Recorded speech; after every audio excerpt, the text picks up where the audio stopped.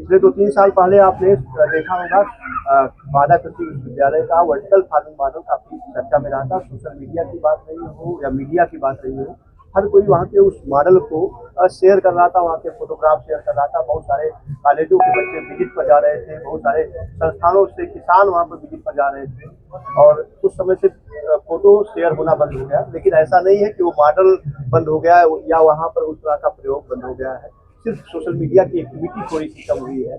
और अभी मैं बांदा कृषि एवं प्रौद्योगिकी विश्वविद्यालय के स्टॉल पर हूँ और यहाँ पर अभी क्षेत्रीय मेला भी लगने वाला है। क्षेत्रीय मेला भी लगने वाला है, उत्तर क्षेत्रीय मेला लगने वाला है, तो जो किसान भाई हैं वहाँ पर विजिट भी कर सकते हैं। लेकिन हम एक खास सब्जी की बात करेंगे, खास वैरायटी पर की बात करेंगे जो जिसे हम चिकनी तरोई के नाम से जानते हैं।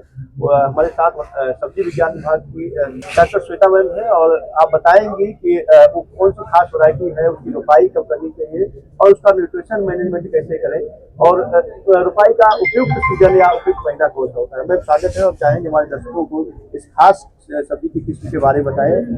हमारे वहाँ पे सर एक वैरायटी रिलीज हुई हमारे डिपार्टमेंट से, स्पॉन्ज गार्ड की केन स्वादिष्ट वैरायटी। और इसकी सबसे खास विशेषता ये है कि क्योंकि बांदा अपने एडिड जोन में आता है तो वहाँ पे टेम्परेचर काफ़ी ज़्यादा रहता है, तो इसकी विशेषता ये है कि ये मतलब 45 डिग्री सेंटीग्रेड टेम्परेचर पे भी इसमें उपज आप आसानी से पा सकते हैं। और इसे हमारे वहाँ जो साइंटिस्ट है doctor AC Mishra sir, professor है, उन्होंने इस वैरायटी को डेवलप किया है बांदा कृषि एवं प्रौद्योगिकी विश्वविद्यालय में। मैम थोड़ा सा हम चाहेंगे कि इसको इमेज में भी देखें और हमारे जो साथी हैं इसको दिखा दें और इमेज को दिखाते हुए थोड़ा सा जरूर सर ये हमारे वहाँ साइंटिस्ट है डॉक्टर AC मिश्रा सर, जिन्होंने ये वैरायटी डेवलप की है।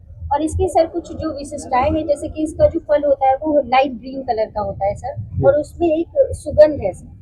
और इसमें फल का वजन 110 से 125 ग्राम होता है और लगभग इसकी पहली तुड़ाई जो होती है वो 45 से 50 दिन के बाद हम इसकी पहली तुड़ाई कर सकते हैं सर। और ये जैसा कि मैंने अभी आपको बताया है कि अत्यधिक तापमान मतलब 45 डिग्री सेंटीग्रेड अगर टेम्परेचर है और सूखाग्रस्त जो एरियाज है वहाँ के लिए सर ये एक वरदान साबित हो सकती है। जैसे हमारे बांदा की अगर हम बात करें या फिर बांदा के एडजॉइनिंग एरियाज हैं, वहाँ के लिए बहुत ही अच्छी वैरायटी है सर। इसे हम खरीफ सीजन में भी लगा सकते हैं सर और जायद में भी लगाते हैं। और दोनों में सर इसकी जो उपज है, जैसे कि ग्रीष्म ऋतु में सर इसकी जो उपज है वो 180 क्विंटल पर हेक्टेयर है सर, और वर्षा ऋतु में जो इसकी उपज है वो 290 क्विंटल पर हेक्टेयर की है सर। मैम चीज और देखा गया है, पहले किसान भाई जो है डायरेक्ट सोइंग कर देते थे सीड का, अब जो है उसको उसके प्लांट नर्सरी में तैयार किए जाते हैं। तो इसको अगर किसान भाई को खेती करना है तो कैसे इसकी बुआई करना है, रोपाई करना ज्यादा सर इसे हम लोग जनरली फील्ड डायरेक्ट सोड भी कर सकते हैं, और आप जैसे बता रहे हैं कि हम लोग इसे पौध के रूप में लगा के फिर उसके बाद में भी सोड कर सकते हैं। तो सर पौध में लगाने का एक ये फायदा है कि आपको एक फील्ड प्रिपरेशन का पर्याप्त समय मिल जाता है कि आप उस समय अपना फील्ड वगैरह प्रिपेयर कर ले और तब तक आपकी नर्सरी वहाँ पे पर्याप्त है, फिर उस पौध को आप मेन फील्ड में ट्रांसप्लांट कर लो।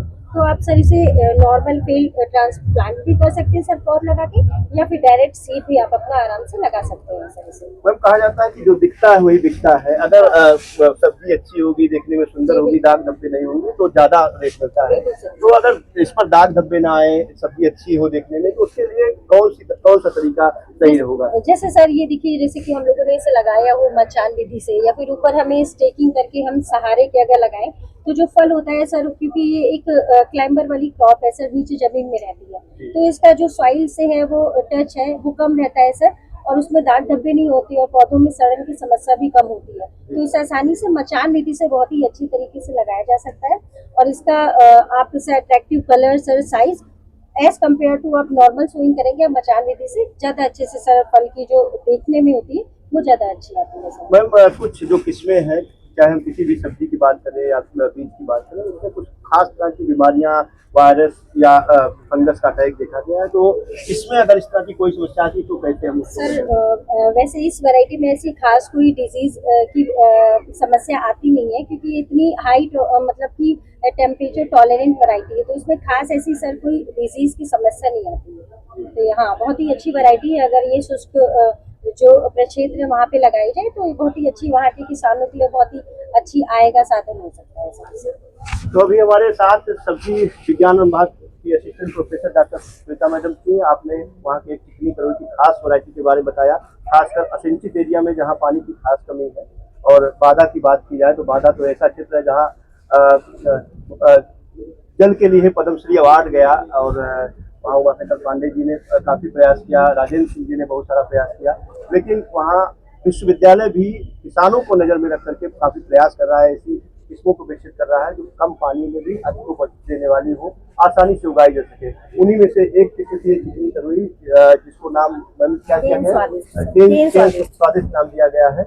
और आने वाले समय में मैं चलते चलते चाहूंगा, मैं यहाँ का जो ICR द्वारा क्षेत्रीय मेला लग रहा है उसके बारे में भी जानकारी दें, कब से कब है, जिससे किसान सर हमारे वहाँ ये क्षेत्रीय किसान मेला लग रहा है बांदा कृषि और प्रौद्योगिकी विश्वविद्यालय में। इसकी तिथि है 26 से 28 फरवरी 2026। तो आप सभी सर उसमें सादर आमंत्रित है कि आइए और किसान भाई बहन आए, वहाँ पे साइंटिस्ट आए, और सर जो भी वहाँ की तकनीकी है सर, या जो वैरायटीज़ है सर, या फिर जो भी एग्रीकल्चर से रिलेटेड इंफॉर्मेशन है सर, उसे वो अपना आसानी से ज्ञान। तो बने रहिएगा, साग भाजी महोत्सव से हम ऐसी जानकारियाँ आप लेकर हाजिर रहेंगे। तो